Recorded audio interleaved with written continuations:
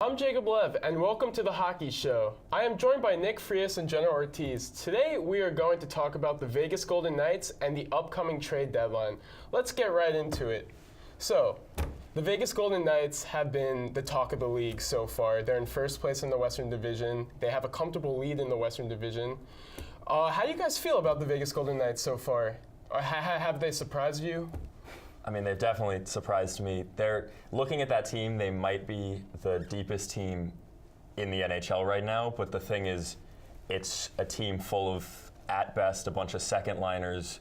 Maybe you could argue Marchessault's a first-liner. James Neal might play on the first line in a couple of really bad situations, but it's a team full of second-liners. Fleury's been playing out of his mind. They've surprised me immensely, not to mention that you've got the Oilers underperforming, the Ducks kind of underperforming, at least to the level where it allows the Golden Knights to slip into first in not only the division, but the Western Conference. Jenna? I was definitely surprised when they were leading in the beginning of the year. I thought, oh, it'll die out. It didn't die out at all. And it was crazy even when Marc-Andre Fleury was out, they still brought up Malcolm Subban, who's really didn't have much success with the Bruins. And he had success with them just coming out and just playing the best hockey he has played in his career so far. That was crazy. It's just been crazy so far. So the Vegas Golden Knights do not have that superstar, as you said. It's just a bunch of second liners for the most part.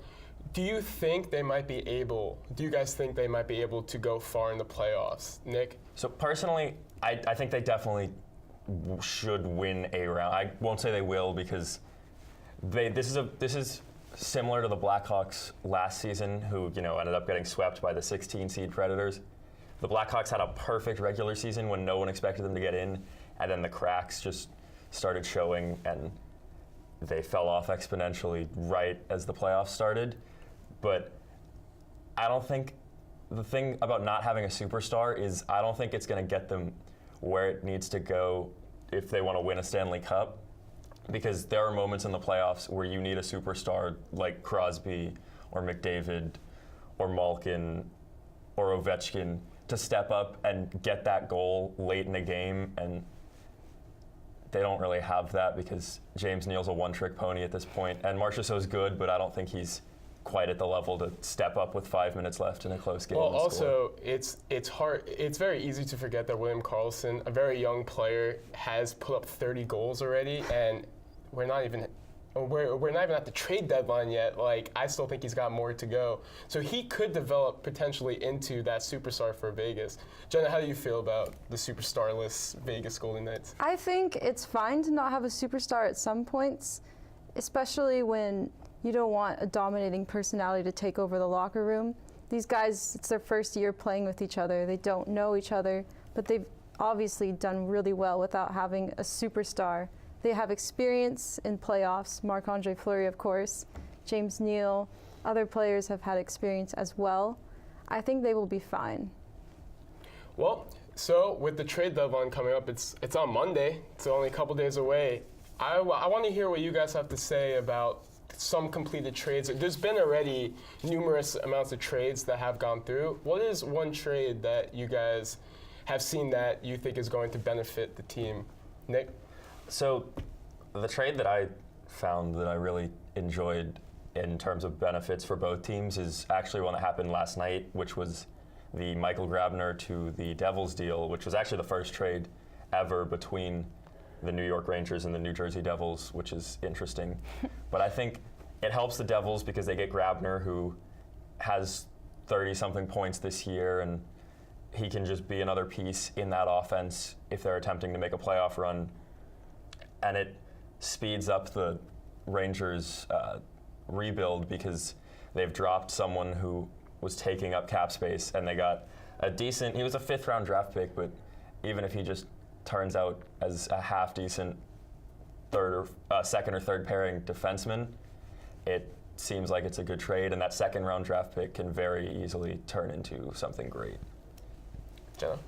Well, one of the trades I actually liked was the Arizona Coyotes trade with the LA Kings, where they got Darcy Kemper as a new backup. and they traded away Scott Wedgwood and I believe Tobias Rader. So I think that was a good one for the Coyotes. They needed a new backup because Wedgwood was shaky a bit. Yeah, I guess you could say that, yep. Yeah, he was a little shaky, and obviously they're not going to go to the playoffs, but they want to look for the future, and Kemper had the best starts of his career with the Kings so far this year. Right.